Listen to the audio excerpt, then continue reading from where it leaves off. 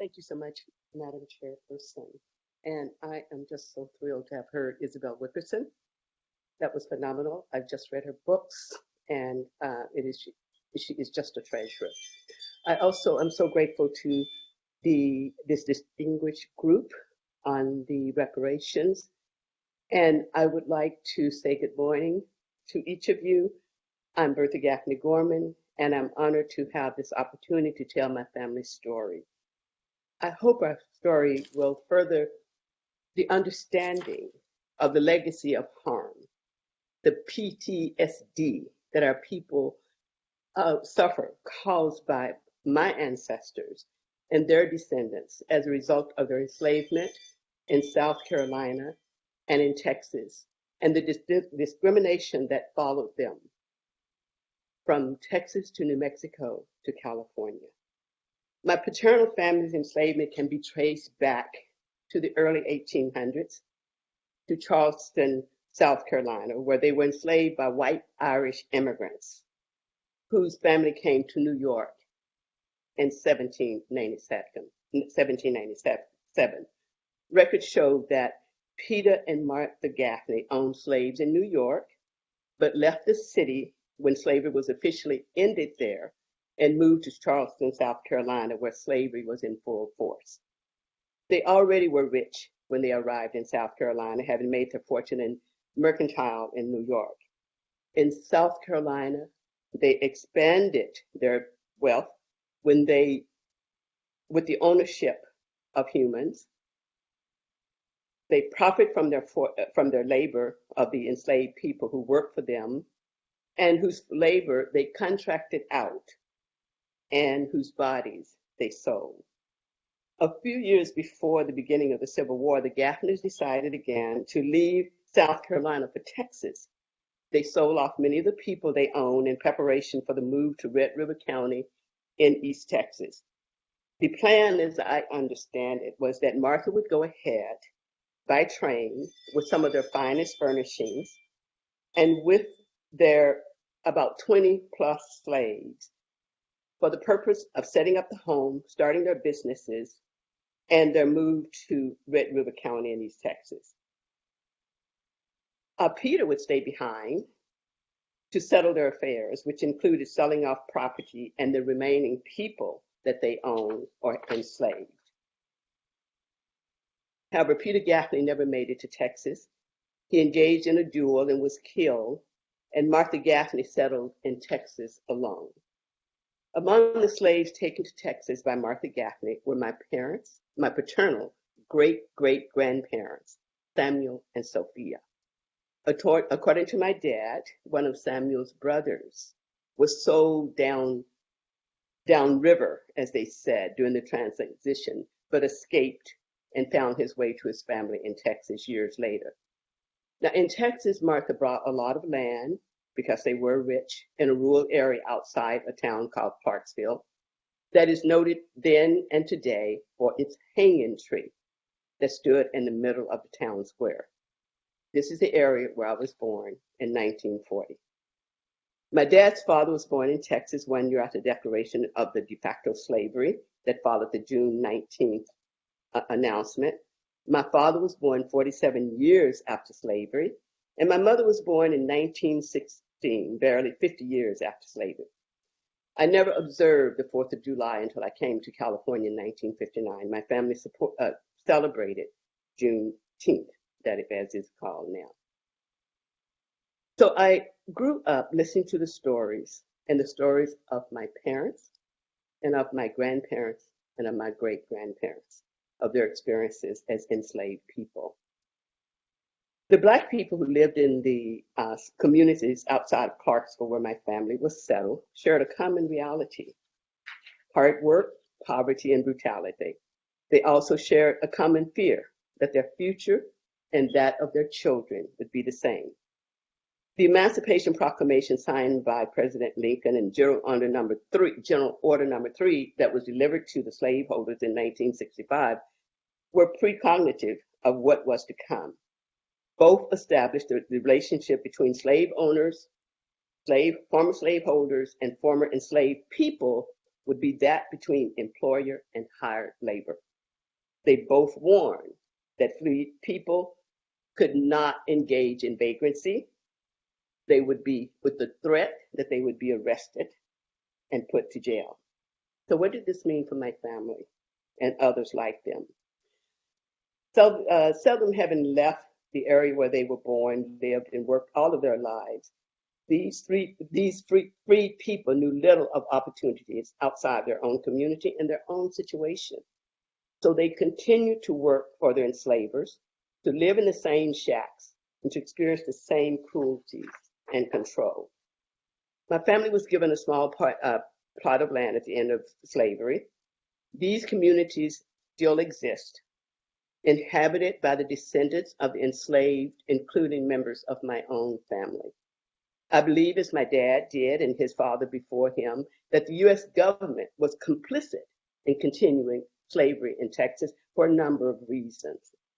As to the claim that the soldiers were needed to keep the peace, they believed and witnessed that Black people had no choice but to stay in place in Texas.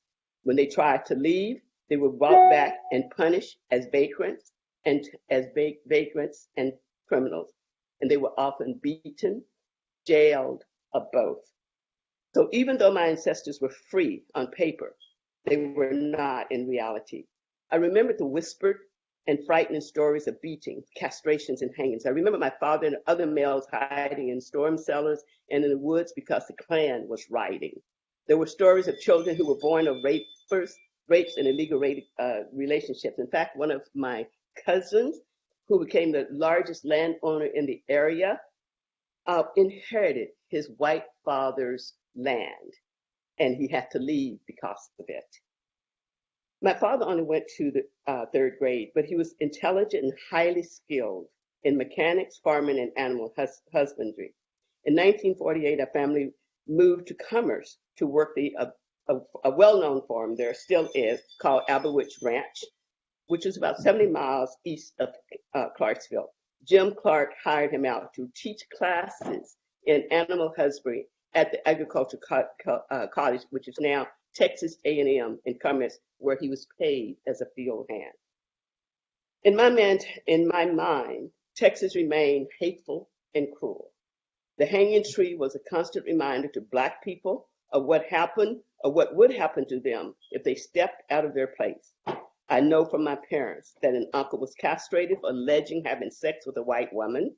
I know for a fact that my brother was beaten for staying on the sidewalks when a white woman passed. He was 16 years old. Because the land we lived on was considered private, the government provided no school, no services, no health care, or even cemeteries for our dead. Former slaves built one-room schoolhouse that my parents attended, and that I attended only sporadically. They paid the salary and room and board for a teacher. They had to because it was not provided to them. When the family were unable to pay a teacher, there was no school. I did not attend school regularly until I was almost 9 years old. I was taught to read by my mom. The school still stands in the community as a church.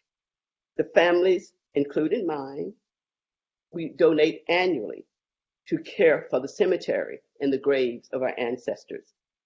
I attended school for the first time when I was 9 years old and my family moved to Commerce, Texas, where I attended the segregated Black school with no electricity, running water, or indoor plumbing until 1953 when a new school was built.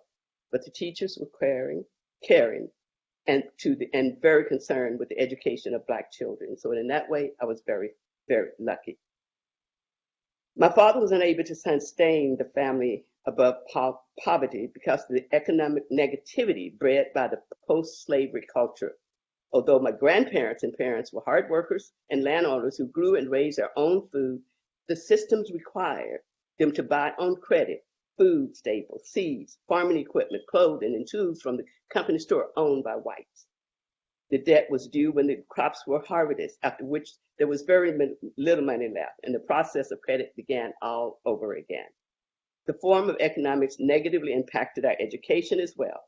As children, we were critical to the harvesting and were unable to attend school until after the crops were gathered, sometimes as late as November and December.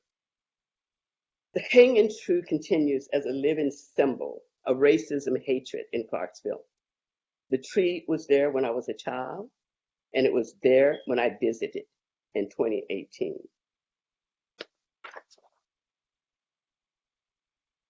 We live 3 miles outside of the town of Commerce and often walk to and from school. And white kids would drive out in their trucks, hurling rocks and insults at us. To avoid them, we walked through the wooded areas. And one day, one of my sisters fell through a rotted board in an abandoned well and almost drowned. We were able to save her. My brother was beaten, as I said earlier, because he did not move off the sidewalk for a white woman. We moved to New Mexico in 1956, where we had no relatives, and there were barely 100 Black people in the town. But our opportunities were actually much better. I was able to attend a well-equipped school. My classmates were First Nation or Indian people, whites, Mexicans, and a very few Black kids. But it was a very tight-knit school and a very tight-knit community, I should say. I was an honor student throughout the school, my high school, and ours was still a working farm, but my father was paid better and our living standards were improved. And so we were okay in a way. However, all of the teachers in the school were white, and racism among them was prevalent. I wrote a story for an English class, and the white male teacher gave me an F and accused me of plagiarism in front of the class, though he never told me or explained what it was I was supposed to have plagiarized. My brother, who was in the same class with me, punched the teacher and was kicked out of school. Had we been in Texas, my brother probably would have been killed or severely beaten by whites for hitting a white man. My parents continued to carry the Texas fear, and my brother had to leave. Although I was an honor student throughout high school, and the teachers in New Mexico never spoke to me about college or about scholarships or any of those things. I traveled interstate on the Greyhound bus twice in my life, once to visit my uncle in Denver and the second time to move to California. I traveled alone to Denver when I was 16 years old, and I had to sit in the back of the bus. I could not sit or eat inside the bus station, and I had to get food through a window in the back and eat outside. There were colored only signs and white only signs, as well as no N-word signs posted all over the place, and all of the toilets were out in an outhouse away from the bus station. After graduating high school in New Mexico in 1955, I worked in the local cleaners, for the summer to earn money for the bus trip to Sacramento. I came because of City College and because I was told by my auntie that it was free. I only had to pay for books and $3 per unit. My first job in California was as a babysitter. I lost that job when I signed up to take a test for a clerk position with the state of California, but I was not allowed to take the test. It was 1959, and I was given every imaginable excuse. They weren't given the test. They had already given the test. They lost my application. The fact is, I was never able to take a test for a clerk. I continued at City College, went to a business school, got a certificate as a early comptometer operator. That's something you never hear about at any time. But my point in my closing, I think I'm closer to my 10 minutes, was that at every step of the way in my growth and in my career and in my education, I have experienced discrimination, pay inequities, sexism, sexual harassment, you name it. I landed a temporary job, for example, no test was required, and this was with the state of California calculating state employees' contribution to the Social Security system. I was highly recommended to take the job as a supervisor because my boss, who was a white woman, felt that I was the most qualified to do so. The director told her that I was hired until I went in to meet him, at which time he decided and told her in front of me that he couldn't hire me as a supervisor. I was too young. I didn't have enough experience. I'd not taken the exam, and no one would accept me as a supervisor. But then he offered, you can stay on until I find someone else. And so, being my father's daughter, I walked. I was the first Black woman hired at the Wonder Bakery. You see the signs here in Sacramento for those who live here. The job paid well, but the atmosphere was toxic. I was on my way to work when I heard that John F. Kennedy had been shot. I was devastated. And when I walked into the office, my white supervisor said, "Did you hear that a nigger lover, that nigger lover was killed and he was shot by a nigger?" And she laughed. Well, karma is a dog. So later, she was killed in an accident, and I was given her position, which drew the outrage of a white male colleague in Sacramento after ranting that I didn't deserve the job because I was an unqualified affirmative action hire.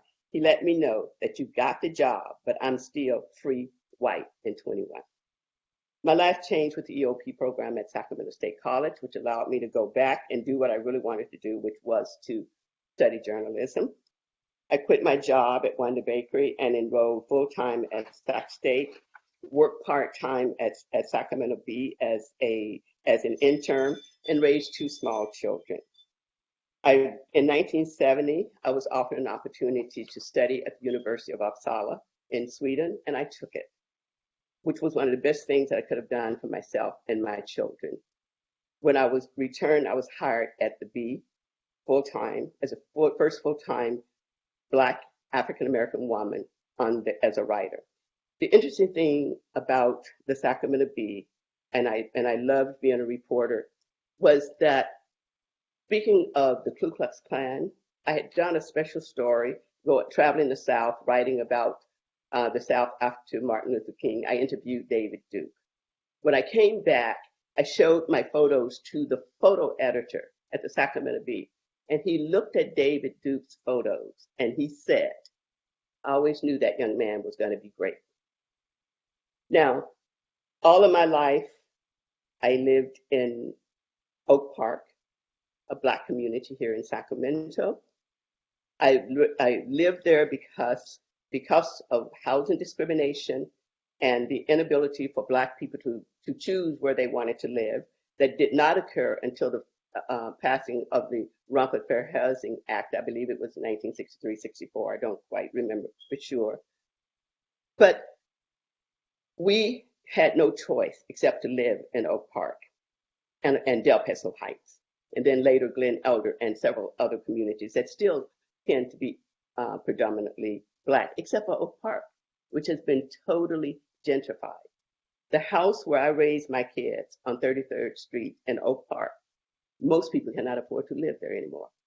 And certainly Black people will not be able to move there. That is how much change has occurred. I'm going to end there. This has been a very emotional memory trip for me.